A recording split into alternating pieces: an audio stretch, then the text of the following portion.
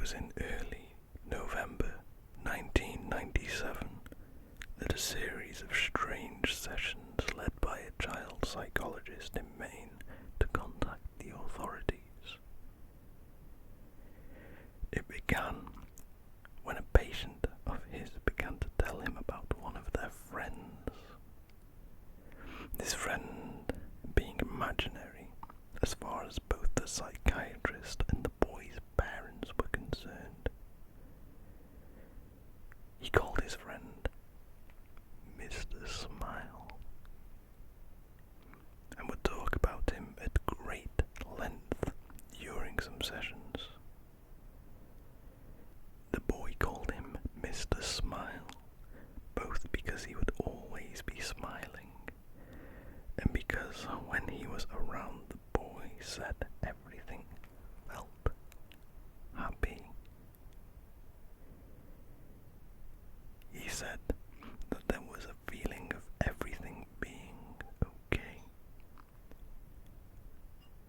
The boy in question was being treated for serious issues to do with anger and depression, but when Mr. Smile was around, he said that all the anger and the sadness seemed to just disappear. He said that Mr. Smile wouldn't speak, but rather just stand there at the foot of his bed. He smelled like candy floss, and just by being there, he made the boy feel calm and safe. The psychiatrist assumed this imaginary friend was some sort of coping mechanism the boy had developed to deal with the problems at home that had led to his violent temper, and thought nothing much of it. Until another patient, a girl of about 9 years old, also began talking about her imaginary friend, Mr. Smile, and then a boy of 7, and then a boy of 12, and then a girl of 11. All in all, close to 15 separate patients all began to talk to him about Mr. Smile. The first few he'd put down to coincidence. After all, many children have imaginary friends, and the name and description of Mr. Smile were just generic enough that it didn't concern him too much at first. But as more and more of his patients told him about Mr. Smile, he began to grow concerned. He asked for more detail. Every single one of them described him the same way, using the exact same words. Now there was no way that all of these children could be in contact with each other. 5 of them, for instance, were currently being homeschooled, and according to their parents, when he spoke to them, never really even left the house, except when it was to accompany them on shopping trips and the like.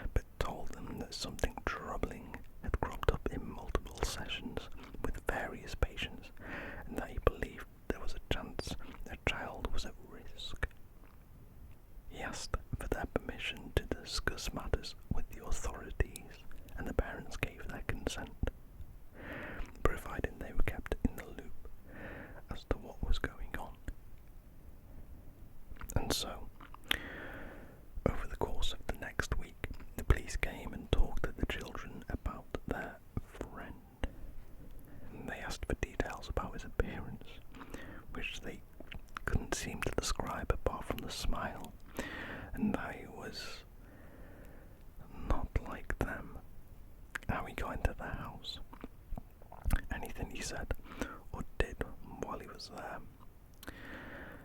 Because by this point the psychiatrist, the parents and the police were all convinced that Mr. Smile was quite real and quite dangerous.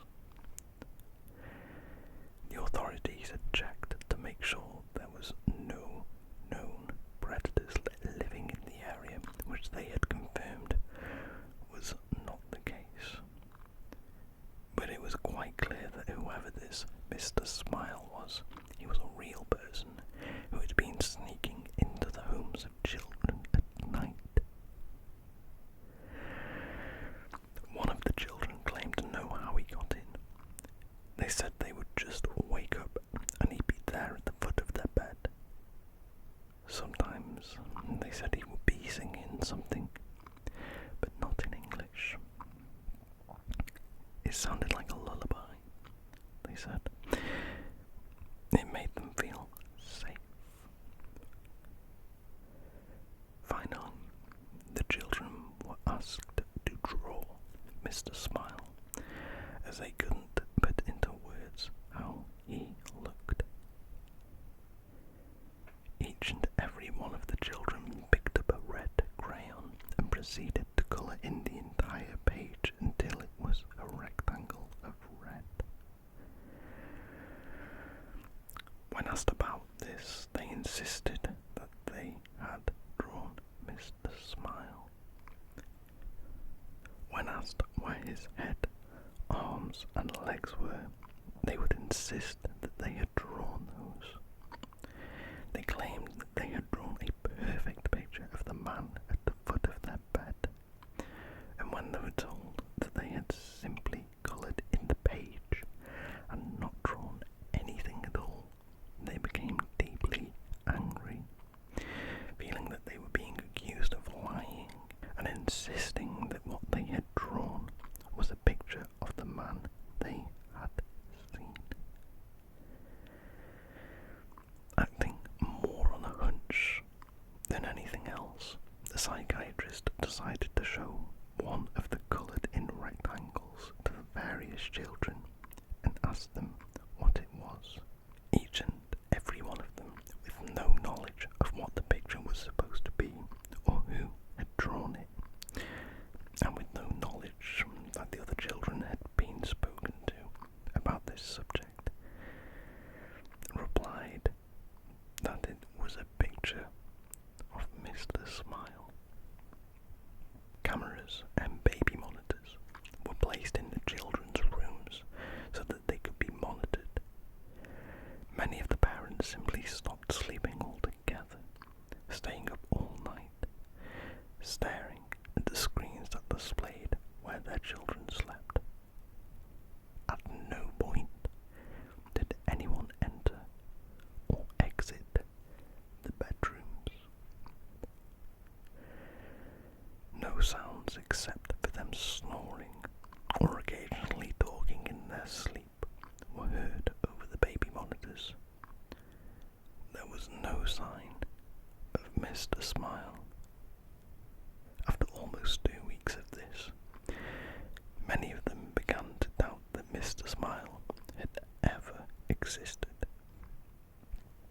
Other psychiatrists since have put the whole thing down to some strange, shared delusion that, while it couldn't be explained yet, did not have any basis in reality.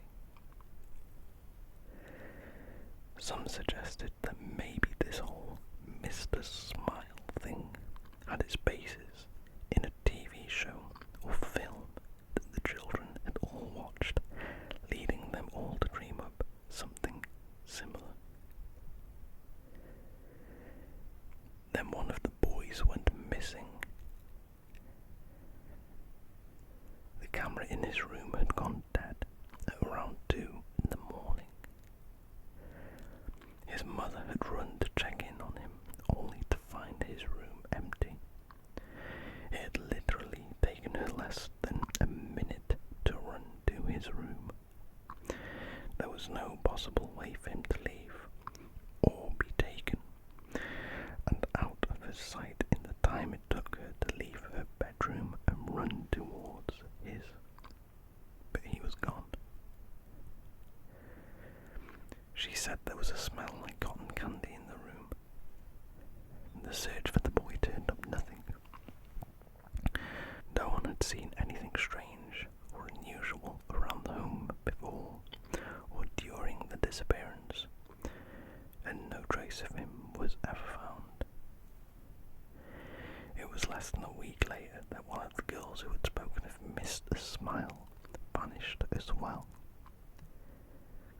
then another. Then another of the boys. One by one, each of them began to disappear, until only 4 remained. The 4 remaining children began to talk about how Mr. Smile and his friends were going to take them away soon. When asked about these friends, they talked about how Mr. Smile lived with the other smiling men in the happy place, and that he would take them there soon. They said that there were lots of people there already, and that in the happy place, everything was beautiful. They said that they knew about it because Mr. Smile talked to them in their heads, because he couldn't talk like other people did, and that he would show them pictures in their heads of the place they were going. Things began to get increasingly disturbing. After a few weeks, the children began complaining of headaches and nausea. Their schools reported that they had begun to suffer hallucinations, and 2 of them started complaining that they didn't like the place that Mr. Smile was showing them anymore. One began screaming for half an hour, acting as if they were having a fit and screaming for the colours to stop. That the colours were horrible and that they needed them to go away.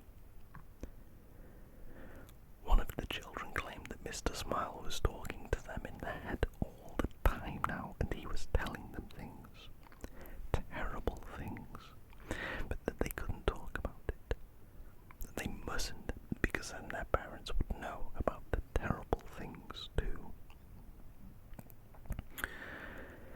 The psychiatrist asked them to write down what Mr. Smile was saying, promising that he would show it to no one, managing to gain the trust of one of the boys enough that he agreed. The contents of the book are known only to him and the authorities, but whenever anyone involved has been asked about it, they just get real quiet and quickly find an excuse to change the subject.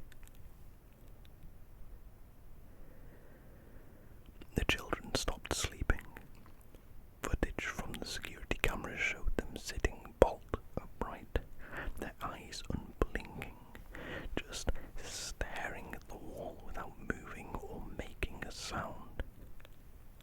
Sedatives did nothing. One of the girls began cutting strange circular marks into her skin, while 2 of the boys ceased communicating in English altogether. The language they spoke was never identified, and despite numerous people being asked to listen to them, they could not translate what they were saying. By the start of 1999, all 4 of the children had vanished into thin air. There was no trace of who took them. Searches have turned up nothing to this day.